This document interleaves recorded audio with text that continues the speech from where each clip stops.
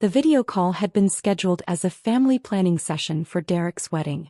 I joined from my office at 7 p.m. on a Tuesday, expecting to discuss rehearsal dinner logistics or bridesmaid dress colors. Instead, I got uninvited. "So, Amber, we need to talk about something sensitive," Derek began, his fiancée Ashley sitting beside him with her perfectly highlighted hair and her hand on his shoulder. "Ashley and I have been going over the guest list and we've made some difficult decisions." Mom and Dad were on the call too, their faces carefully neutral in that way that meant they already knew what was coming. "We're trying to keep the wedding very curated," Ashley said, her voice syrupy with false sympathy. "My family is flying in from Connecticut. My father's colleagues from the firm. Derek's business partners. It's going to be a very professional crowd." "Okay," I said slowly, not yet understanding. Derek cleared his throat. "The thing is, Amber, you don't really fit the vibe we're going for. Ashley's dad is the CFO of a pharmaceutical company. Her brothers both work in investment banking. All of my groomsmen are from the startup world. And you're—" He trailed off. "I'm what?" I asked quietly. "You're a teacher," Ashley finished as if she just said serial killer. "Elementary school. Which is lovely really, but Derek and I are building a brand together. His startup is about to go to Series B funding. We're positioning ourselves in a very specific way, and having you there would just send the wrong message." "The wrong message?" "About our network," Derek explained. "About the kind of people we associate with. Ashley's family already thinks I come from, well, a less sophisticated background. Having my sister there in a dress from Target, talking about fourth graders and art projects, it would just validate their concerns." I looked at my parents. Mom was nodding slowly. Dad was studying his hands. "You agree with this?" I asked them. "Honey, it's Derek's wedding," Mom said. "He and Ashley need to make the choices that are best for them. This is about their future. Their business relationships. You understand. We'll take you out for a nice dinner after the honeymoon," Dad added. "Just family. Low-key. More your speed." I sat there in my ergonomic chair in my corner office with its view of the waterfront, wearing my Target dress that actually cost $2,800 from a boutique in Soho, and I felt something inside me go very, very cold. "Okay," I said calmly. "I understand. Congratulations on the wedding." I ended the video call. Then I opened my email and typed a message to Sarah Chin, managing partner at Quantum Ventures, the venture capital firm I'd founded 3 years ago with my own $50 million in seed money. "Sarah, execute immediate withdrawal from Mitchell Tech Solutions. Pull all $1.8 million in funding. Activate the termination clause. I want every dollar out by end of business tomorrow. Full report on my desk by 9 a.m. I hit send. Then I poured myself a glass of wine and waited. Derek's phone started exploding at 7:43 p.m. "My name is Amber Mitchell and I've been lying to my family for 5 years. Not lying exactly. More like allowing them to believe a very specific version of reality that I'd carefully constructed. The truth was this. I taught elementary school for exactly 2 years after college. I loved it. Genuinely loved it. The kids, the creativity, the feeling of making a difference in small, meaningful ways. But I also had a side project. During my second year teaching, I'd started developing an educational app in the evenings. Nothing fancy. Just a gamified learning platform that helped kids with reading comprehension. I taught myself to code using free YouTube tutorials. I tested the app with my students. It worked beautifully. I launched it on a shoestring budget. Within 6 months, it had 100,000 downloads. Within a year, it had caught the attention of a major educational technology company that acquired it for $50 million. I was 25 years old. I quit teaching and started a venture capital firm focused on educational technology and women-led startups. I did it quietly using a slightly different version of my name, Mitchell instead of Amber Mitchell, and keeping my personal life completely separate from my professional one. My family never noticed. They decided I was the teacher sister, and that was that. Sweet Amber who loved children and art projects. Poor Amber who'd never make real money. Simple Amber who didn't understand business or networking or ambition. Derek, meanwhile, was the golden child. 3 years older than me, he'd always been the smart one, the ambitious one, the one who was going places. He'd graduated with a business degree and immediately started a tech company, Mitchell Tech Solutions, a B2B software platform for supply chain management. The company had struggled for years. Derek was a great salesman but a mediocre businessman. He burned through his savings, then through mom and dad's retirement contribution, then through maxed out credit cards. 2 years ago he'd been on the verge of bankruptcy. That's when I'd stepped in. I'd done it anonymously, of course. Quantum Ventures invested $1.8 million in Mitchell Tech Solutions through a complex LLC structure that kept my name completely hidden. The terms were generous. We took only 15% equity, gave him full operational control and asked for minimal reporting. The funding saved his company. He hired better developers, improved the platform and started landing real clients. Within 18 months, Mitchell Tech Solutions was profitable and growing. Derek thought he'd done it all himself. I finally attracted serious VC money, he'd bragged at last year's Thanksgiving. They saw my vision. My potential. This is what happens when you have real business acumen. I'd smiled and asked him to pass the sweet potatoes. At Christmas he'd given me a gift card to Target. For your classroom supplies, he'd said generously. I know teachers don't make much. I'd thanked him. The gift card was for $50. I'd made $3.2 million in portfolio returns that quarter. But I'd never told them. I kept teaching. Now as an adjunct volunteer at a charter school 1 morning a week because I actually missed the kids. I'd kept driving my sensible Subaru. I'd kept living in my teacher apartment. Actually a penthouse I owned outright, but they'd never visited to see the difference. I'd watched Derek build his success on my money and claim it as his own genius. And I'd wondered when, if ever, he'd see me as anything other than his unsuccessful little sister. The wedding invitation had almost broken me. Not the invitation itself. The conversation 3 months before it when Derek had called to tell me about Ashley. She's amazing, Amber. Her family is seriously connected. Her dad could open doors for me I didn't even know existed. This marriage is going to take Mitchell Tech to the next level. Do you love her? I'd asked. What? Yeah, of course. But I also love what she brings to the table. That's smart business. That's not love, Derek. You wouldn't understand. You've never had to think strategically about relationships. I'd hung up thinking, I literally funded your entire business because I love you, you absolute idiot. Running Quantum Ventures had been the most fulfilling work of my life. We'd invested in 43 companies over 3 years. 32 were founded or co-founded by women.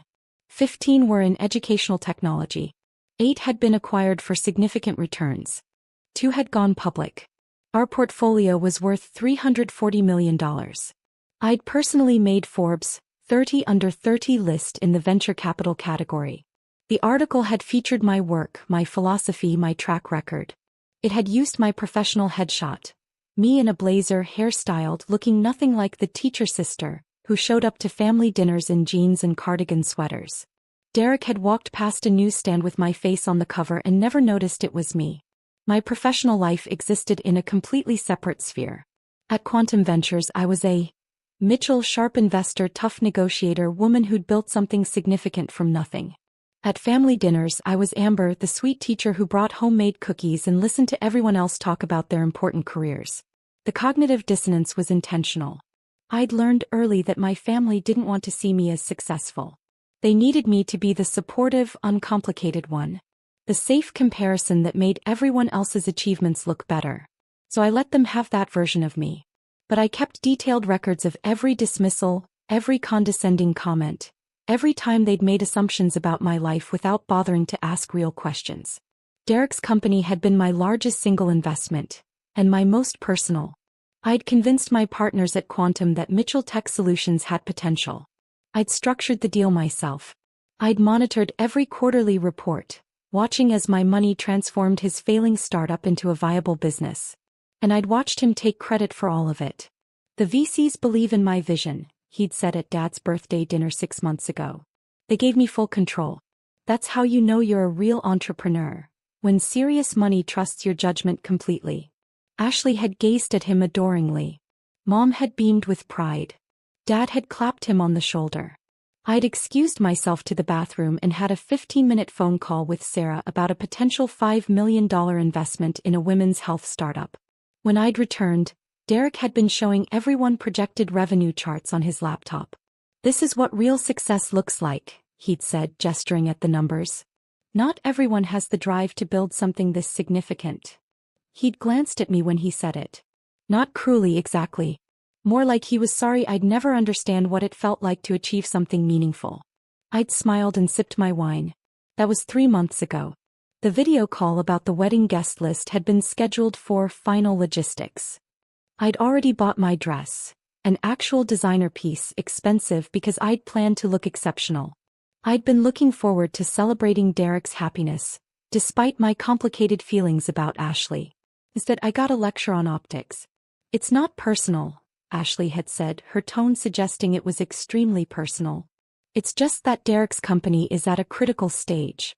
We need to be surrounded by people who enhance our brand. And teachers are wonderful, of course, but they're not exactly impressive, Derek had finished. Her dad's colleagues are going to be there. People who could write checks for our Series B round. We can't have you there talking about finger painting and asking what Series B even means. I never said I didn't know what Series B funding is. Come on, Amber. You're a teacher. Why would you?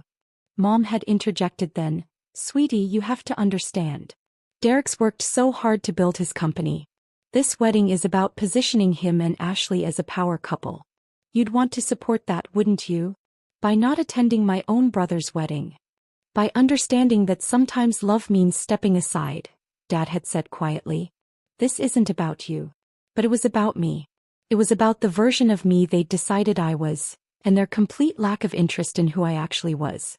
After I'd ended the call, I'd sat in my office for 20 minutes, looking out at the city lights. I'd built my entire professional life on identifying potential in people and companies that others overlooked. I'd made millions by seeing value where others saw nothing. And my own family couldn't be bothered to look past their assumptions about me. I'd funded Derek's company, literally saved it from failure, and he was uninviting me from his wedding because I wasn't impressive enough to be associated with his success.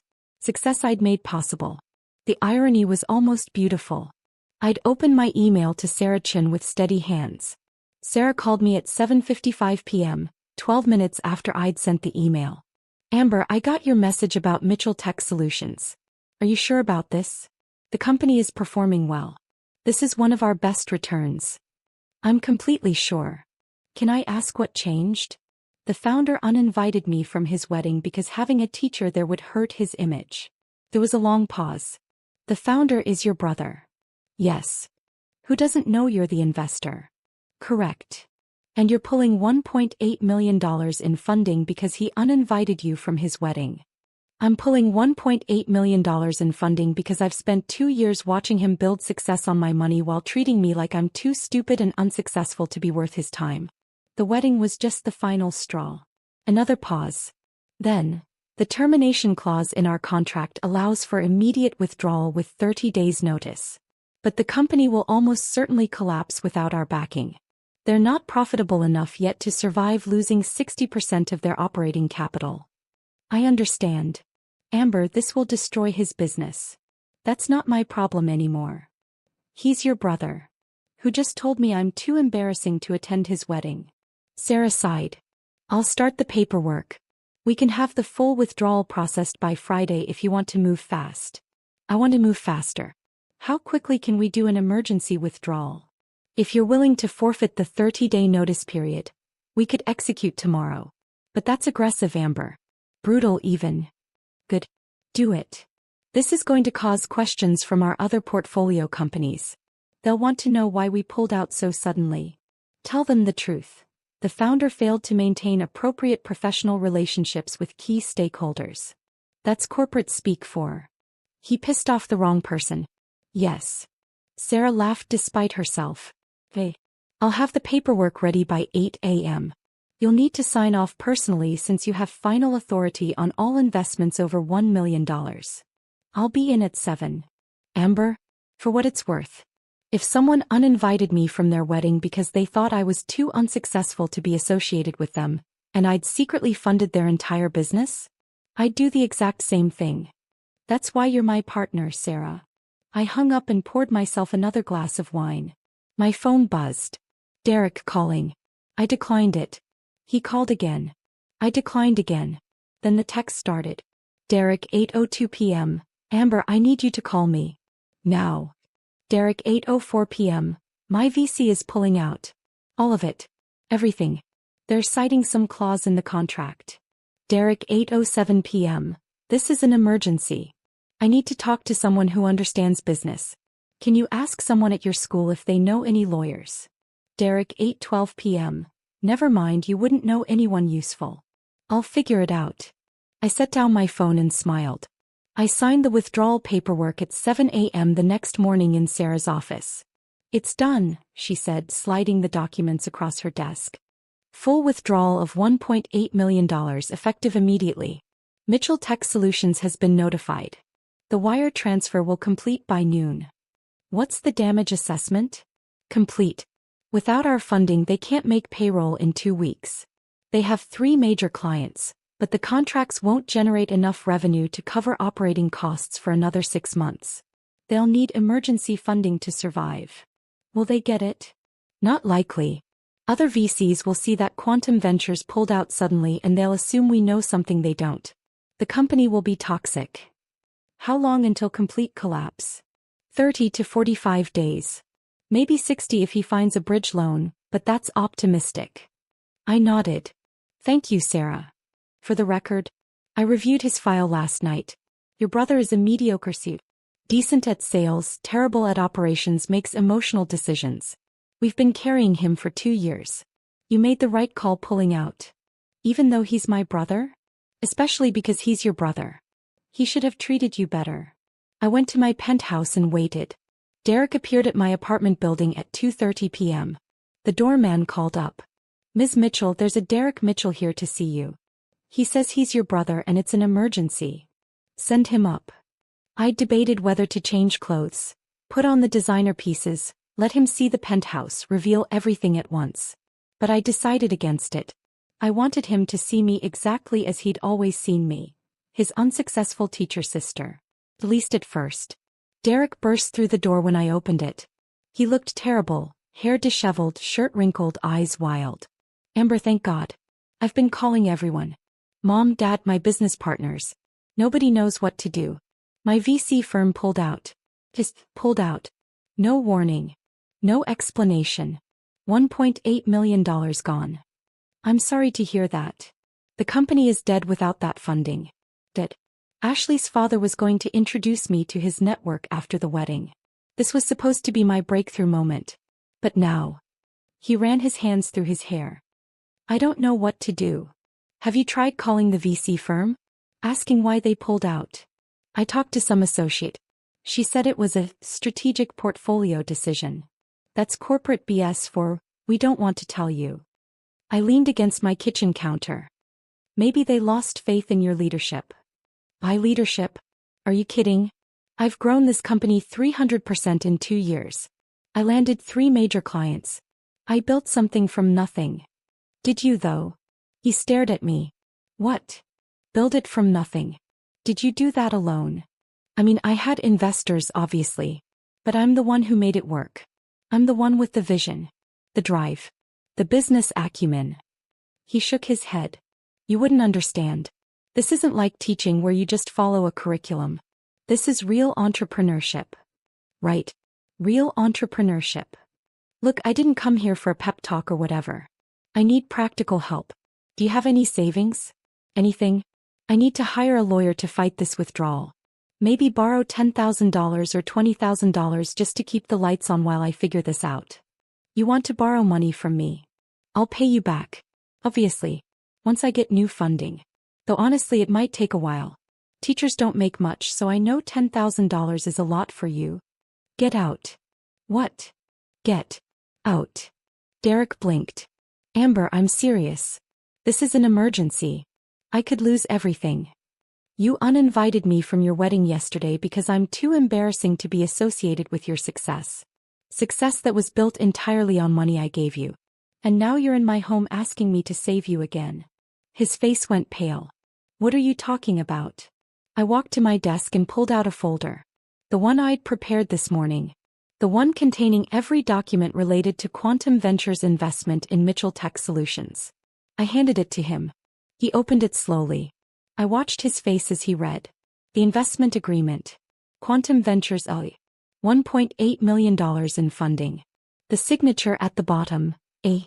Mitchell, managing partner. This is. He looked up at me. Mitchell. That's you. Amber Mitchell.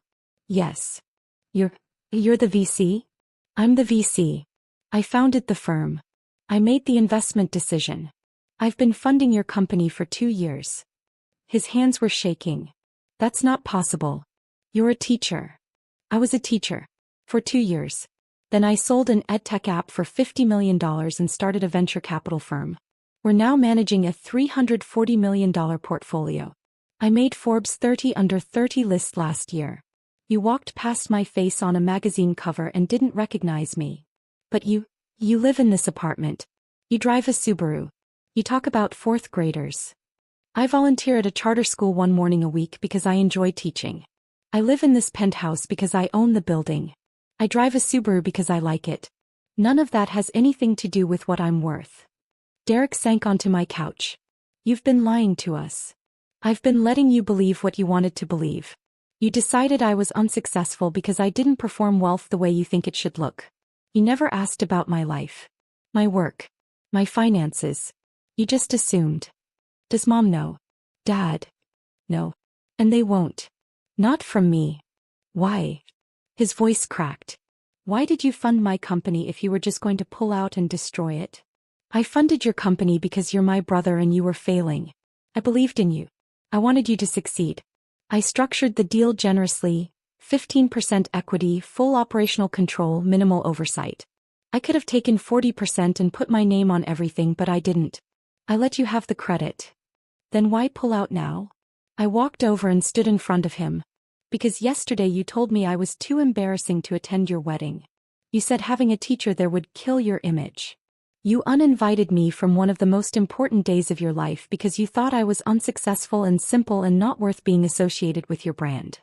Amber. You built your success on my money. My faith in you. My investment. And you thanked me by deciding I wasn't good enough to stand beside you when you celebrated that success. Tears were streaming down his face now. I didn't know. You didn't care to know. That's worse. Can you reinvest? Please? I'll make you a public partner. I'll tell everyone the truth. I'll put your name on everything. No. Amber, please. The company will die without that funding. Ashley's father will never respect me. The wedding is still happening? Well, yes, but then you made your choice. You decided Ashley's family and your image were more important than your sister. You don't get to take that back now that you need something from me. But I love you. You're my sister. Funny how you love me now that you know I'm worth something. He buried his face in his hands. What do? I don't know, Derek. Figure it out. You're the real entrepreneur with the business acumen, remember? Not like me. I'm just a teacher who doesn't understand how these things work. I walked to my door and opened it. You need to leave now. Amber. If you tell Mom and Dad about this, about Quantum Ventures, about the money, about any of it, I will ensure that you never get funding from any VC firm in this city ever again. Do you understand me? He stared at me with red eyes. You'd do that. You uninvited me from your wedding to protect your image. I'm withdrawing $1.8 million to protect my peace. We're both making strategic decisions about what matters most. Derek stood up slowly. At the door he turned back. I'm sorry. I'm so sorry. I know you are. Now that it costs you something to not be sorry. He left without another word. I closed the door and leaned against it. My hands were shaking. My heart was pounding. But I didn't feel guilty. I felt free. Mitchell Tech Solutions filed for bankruptcy 42 days later. Derek had scrambled to find emergency funding, but Sarah had been right. No other VC would touch a company that Quantum Ventures had suddenly abandoned. The optics were too bad. Everyone assumed we knew something they didn't. 3 employees left immediately. The remaining staff worked without pay for 3 weeks before they quit too. Derek tried to keep the servers running on credit cards, but eventually even that wasn't enough. The company dissolved on a Tuesday morning in March. Ashley's father had been furious. The wedding was still on. Too much money already spent, too many guests already invited. But the relationship between Derek and Ashley's family had soured completely. I heard about all of this through Mom's increasingly frantic phone calls. Derek's company went under, she'd said, crying. Everything he built. Gone. Remember, he's devastated. Can you talk to him? You two used to be so close. I'm busy with school, I'd said. Spring semester is hectic. He needs his sister right now. He should have thought of that before. Before what? Nothing. I have papers to grade. I'll call you later. The wedding happened on schedule. I wasn't there, obviously. I spent that Saturday at a venture capital conference in Boston, networking with other investors and announcing Quantum Ventures' newest $8 million fund focused on women-led educational technology companies. My keynote speech was covered in TechCrunch. A Mitchell of Quantum Ventures makes case for investing in education innovation. Derek never noticed. According to Lauren, my younger sister who had attended the wedding, the event had been beautiful but tense. Ashley's family had been cold to Derek. Several of his former business associates had skipped the reception. The best man's toast had been awkward. It was weird, Lauren told me over coffee 2 weeks after. Derek seemed miserable, like he was going through the motions. And Ashley kept introducing him to her family as, my husband who's between opportunities. It was uncomfortable. That's too bad. Do you know what happened with his company? He won't talk about it. Not really. Business stuff is complicated. Lauren had studied me for a moment. You seem different lately. More, I don't know, confident. Maybe teaching is finally building my self-esteem, I'd said with a smile. But the truth was I'd stopped pretending. Not publicly, I still kept my professional and personal lives separate. But internally I'd stopped apologizing for who I was. Stopped making myself smaller to make others comfortable. I'd spent years hiding my success to see if my family would love me without it. They hadn't. So now I was done hiding, at least from myself. 6 months after the wedding, Derek showed up at my apartment again. This time the doorman called up and I almost said no. But curiosity got the better of me. Derek looked different. Thinner. Older. His expensive suit had been replaced with jeans and a sweater. He'd grown a beard. Can I come in? I stepped aside. He sat on my couch, the same spot as before, and looked around the apartment like he was seeing it for the first time. This is really nice, he said quietly. I never actually paid attention before.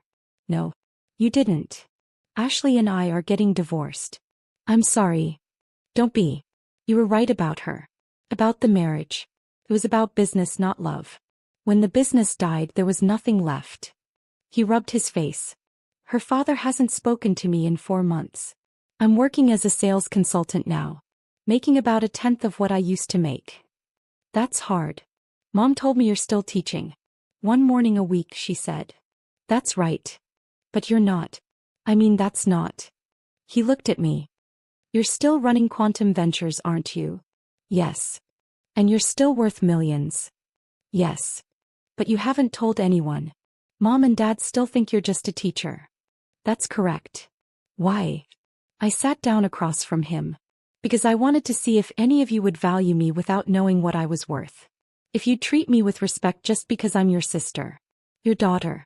Your family. And you didn't. None of you did. You decided I was the unsuccessful one, the simple one, the one who didn't understand business or ambition. And you treated me accordingly. Derek nodded slowly. I came here to ask for your forgiveness. But I realize now that's not what I need to ask for. What do you need to ask for? Permission to start over. Not with the money, I know that's never coming back. I deserve what happened. But with us. With actually knowing you. The real you. I studied him for a long moment. Do you even know what questions to ask? No. But I'm willing to learn. It wasn't enough. Not yet. Maybe not ever. But it was something. I founded Quantum Ventures 5 years ago, I said quietly. We invest in women-led companies and educational technology. We've made 43 investments. 32 are still active. 8 have been acquired. 2 went public. Our portfolio is worth $340 million. I made Forbes 30 under 30. I've spoken at 3 major conferences this year. I own this building and 2 others. I'm considering buying a 4th. Derek listened, really listened for the first time in years. What else? He asked. I still volunteer at the charter school because I love teaching. I still drive my Subaru because it's reliable. I still live simply because I don't need to perform wealth to know what I'm worth. And you funded my company because you're my brother. Because you were failing and I wanted to help. Because I believed in you even when you didn't believe in me. His eyes filled with tears. I'm so sorry, Amber. For all of it. The wedding, the assumptions, the dismissals. For never bothering to know you. I know. Can I know you now? Actually know you? I thought about it. About 5 years of hiding. About 2 years of watching him take credit for success I'd made possible. About a wedding I'd been uninvited from because I was too embarrassing. About the fact that he was here now, asking real questions, actually trying. Maybe, I said finally. But Derek, if you ever tell anyone about this, about quantum ventures, about the money, about any of it, we're done. Permanently. I get to decide when and if our family knows the truth. Not you. I understand. And you need to figure out who you are without the startup, without the money, without the image. Because that's what I've been doing for 5 years. Figuring out who I am when nobody's watching. When there's no audience to perform for. How do I do that? Start by asking yourself what you actually want. Not what looks impressive. Not what Ashley's father would approve of. What you want. He sat with that for a moment. Then he asked, "Can I take you to dinner? Just us. No parents, no sister. Just, can I take you to dinner and listen to you talk about your actual life? That would be nice. And Amber, for what it's worth, I'm proud of you. I should have been proud of you 5 years ago. 10 years ago. Always. But I'm proud of you now." It wasn't forgiveness. It wasn't redemption. It wasn't enough to undo the years of dismissal and assumption. But it was a start. We had dinner the following week at a small Italian place in my neighborhood. Derek asked questions. Real questions. About quantum ventures, about my investment philosophy, about the companies in my portfolio. About why I still taught. About what made me happy. I answered honestly. At the end of the night he said, "You know what's crazy? I spent 2 years telling everyone I was a successful entrepreneur. But you've actually been one the whole time. You built something from nothing. You took a risk that paid off. You created jobs, funded dreams, changed industries. And I never saw it because I was too busy looking for success in all the wrong places." "You weren't looking at all," I corrected gently. "You were assuming." "Yeah. I was. We still don't have a normal sibling relationship. Maybe we never will. The trust is broken in ways that take years to rebuild. But we have dinner once a month now. He asks about my work. I ask about his. He's building something smaller now, more sustainable. Something he actually cares about rather than something that just looks impressive. Mom and Dad still think I'm just a teacher. I'll tell them the truth eventually. When I'm ready. When it's my choice. Lauren knows something is different, but she hasn't figured it out yet. And Quantum Ventures just closed a $25 million Series A for a women-led edtech company that's going to change how students with learning disabilities access education. I'm on the board. My face is in the press release. But my family still won't notice. Because they're still not looking. And I'm done shrinking myself to fit their assumptions. I'm A. Mitchell, managing partner of Quantum Ventures. I'm Amber Mitchell, volunteer teacher who loves 4th graders. I'm worth $127 million. And I'm finally done being invisible.